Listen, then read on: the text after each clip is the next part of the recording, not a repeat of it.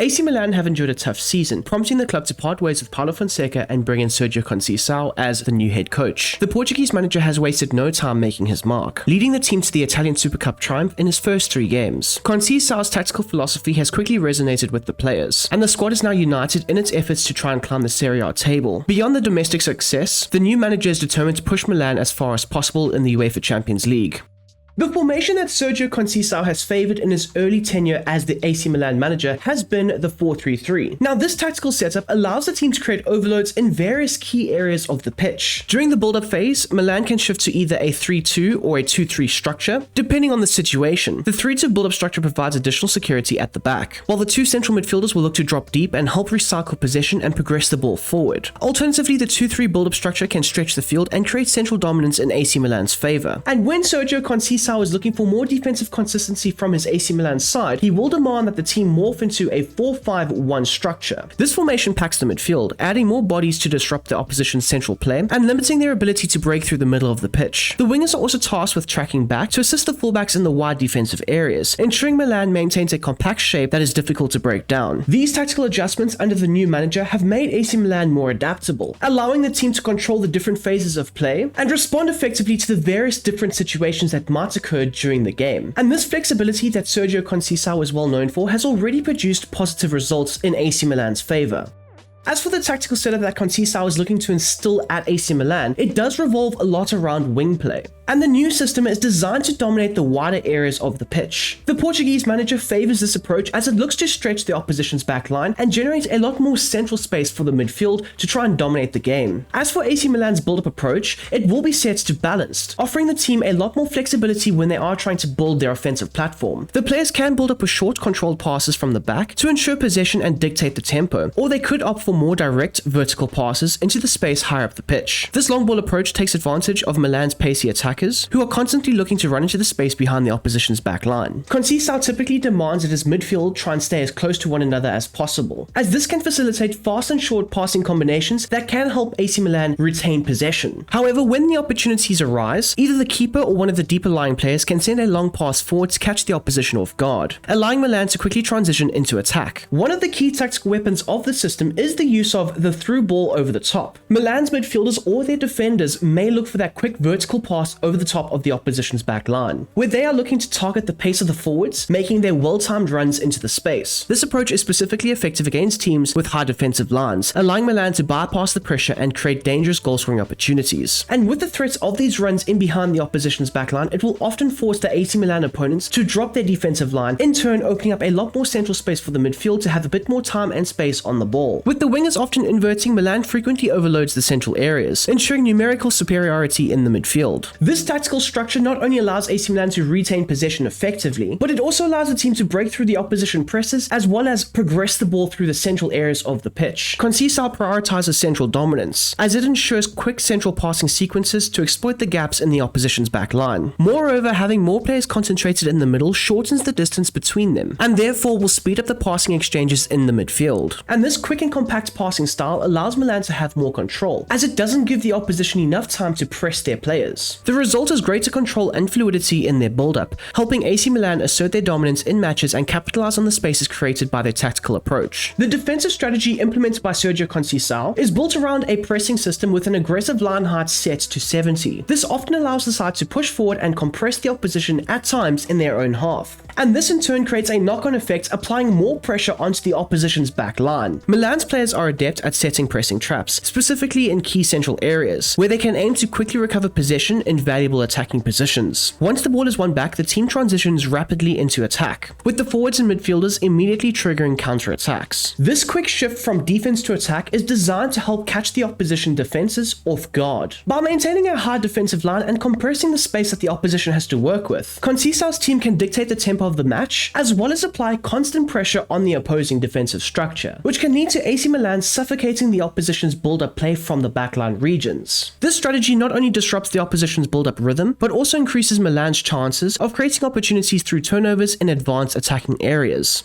As we move on to the 4-3-3 player roles, Mike Mignon will adopt the role of a sweeper keeper with a build-up focus. He will be an essential part to Sérgio Conceição's tactical approach. The manager emphasizes using the goalkeeper as an active participant in the team's build-up play, and Mignon will often push up in between the centre-backs to provide an extra outlet in possession. This positioning not only aids Milan in controlling the tempo, but also creates a numerical advantage during the build-up phase, allowing the team to evade the opposition's press more effectively. By involving the keeper, Milan ensure that they have more passing options in the back line, making it a lot harder for the opposition to try and prevent AC Milan from building their attacks from the deeper spaces on the pitch. The sweeper keeper role allows Mignon to act as a pivot, facilitating smoother transitions from defense to attack, while enabling the team to switch play across the field to exploit the weak points in the opposition's shape. Furthermore, Mignon's presence in the build-up phase can help lure the opposition higher up the pitch, opening up space behind their defensive lines, which Milan's attackers can exploit effectively. The Frenchman's distribution skills adds another layer of versatility for this AC Milan build-up approach. The right centre-back will be Fikayo Tomori, who will be assigned the role of the ball-playing defender with a build-up focus. In Sérgio Conceição's fluid rotational system, Tomori will be encouraged to join the attack when the opportunities arise, adding an extra dimension to the team's offensive phases. His primary defensive duties will involve repelling the opposition attacks as well as securing the defensive line, but his involvement when AC Milan are in possession will be crucial to the team's overall game plan. One of Tomori's key responsibilities will be to receive the ball from the goalkeeper and help dictate the tempo from the deeper positions on the field. The English defender will play a pivotal role in Milan's build-up phase, helping circulate the ball out from the back while maintaining control in the tight spaces. The defender will also be tasked with varying his distribution, either by playing shorter passes to help the team retain possession, or by initiating quick transitions through long balls to AC Milan's pacey forwards. The left centre-back is Pavlovic, who will play a balanced stopper role. The defender often uses his physicality and aggression to break up the opposition attacks. He'll look to engage in tackles and close down attackers quickly, adding defensive strength to AC Milan's back line. Pavlovic's dominance in aerial duels will be key in defending set pieces and long balls. The central defender can also look to initiate transitions once he's won back possession, and this will contribute to Milan's quick counter-attacking play. The two fullbacks being Kyle Walker and Theo Hernandez will operate as attacking wingbacks with an attack focus. These two players are key components to the success of the overall AC Milan attacking system. The fullbacks will look to push high up the field, forming an attacking front five, and this structure is vital in Milan's ability to create goal-scoring opportunities. Whether it's whipping in crosses or delivering dangerous balls into the box, Walker and Hernandez will be pivotal in setting up chances for the other attackers. Additionally, they are capable of getting into attacking positions themselves, where they can look to finish off moves with precision. The combination play between the wide players is pivotal to Conceição's overall tactical approach. As I've already mentioned, the fullbacks will look to stretch the opposition horizontally, opening up a lot more space between the lines and in the half-space zones. This wide play provides balance to the attack, pulling opposition defenders out of their natural positions, which in turn allows Milan's central players more freedom to dictate the flow of the game. Walker and Hernandez's forward runs not only add width, but also add more attacking options to the front line, as it makes it harder for the opposition to defend against their diverse attacking patterns. At the base of Milan's midfield, Fofana will play two pivotal roles that are essential to Sérgio Conceição's tactical setup. The first will have Fofana deployed as a deep-lying playmaker with a build-up focus. The Frenchman will drop to receive passes from the defenders, often working closely with Tomori and Mignon to progress the ball forward from the deeper areas on the pitch. His composure and vision will be vital in transitioning the ball into more advanced positions, supporting the attack and maintaining possession. Additionally, Fofana's role can also be altered into a centre-half with a defensive focus. This would see the DM dropping between the two centre-backs to provide an extra layer of protection during transitions or when defending against potential counter-attacks. So with Fofana's role alternating between a deep-lying playmaker and a centre-half, it will also alternate AC Milan's overall build-up structure. When Fofana is deployed in that deep-lying playmaker role, you will see a 2-3 structure formulate, but when he's set to that centre-half position, Milan will consistently look to build up in a 3-2. As for the left central midfielder, Reinders will take on the role of box-to-box midfielder, which suits his well-rounded abilities perfectly. The Dutch midfielder's versatility allows him to contribute significantly in all phases of play. Defensively, his high work rate will be invaluable, as he tracks back to support Fofana in screening the defense and covers for Theo Hernandez when the fullback pushes forward and into the attacking positions. The midfielder's presence allows AC Milan to maintain defensive stability, even when the team transitions into a more attacking shape. Offensively, Reinders will be instrumental in the side's build-up and attacking phases. His ability to pick out key passes will help break through the opposition's defensive lines, allowing Milan to create more goal-scoring opportunities. In the final third, he often positions himself intelligently, making late runs into the box either to finish off chances created from the crossing situations, or possibly pick up the second balls on the edge of the area. His well-timed movement and vision make him a valuable asset, capable of contributing defensively and delivering the creative spark necessary to unlock tight defenses. Musa has been preferred on the right side of the midfield, and he has been deployed as as a roaming playmaker. This allows him the freedom to combine in the right half spaces alongside Christian Pulisic, whilst also having the option to link up in the central areas, creating intricate passing combinations to try and break down the opposition's back line. The American midfielder's work rate and versatility make him a crucial player to the overall system. He can cover the wide areas, the central midfield spaces, or even drop deeper and help facilitate in those zones. And this in turn creates fluidity and balance to this overall AC Milan system under Sérgio Conceição. As for the two wingers, Rafael Leao and Christian Pulisic will be deployed as wide playmakers with a build-up focus, allowing them to cut inside and link up with the central players while creating space for the overlapping fullbacks. The wingers are vital to the success of the overall system, where they'll look to invert into the half spaces between the opposition's fullback and the centre-back. This movement helps Milan gain numerical superiority in the central areas, drawing defenders out of position and enabling quick combinations that open up central attacking channels. As the wingers drift inside, the fullbacks push high and wide, stretching the opposition's defense and creating space for crosses or forward runs beyond the opposition's midfield. Additionally, Leao and Pulisic play crucial roles in Milan's crossing tactics, as their positioning inside the box provides multiple options for the fullbacks to target. Both are elite goal threats, making them key contributors to the attacking phase, in both creating and finishing off chances. Then there is Santiago Jimenez, who will be deployed as a balanced target forward, utilizing his physicality and hold-up skills to help Milan sustain their attacking platform high up the pitch. His role involves linking up the play, winning aerial duels, and most importantly, finishing off chances in the box when the opportunities arise. The Mexican striker has shown himself to be a threat since joining AC Milan, proving adept at connecting with the midfield and the attackers around him. His ability to hold up the ball and bring others into play will be crucial to maintaining the attacking pressure on the opposition and creating scoring opportunities for himself as well as for the team.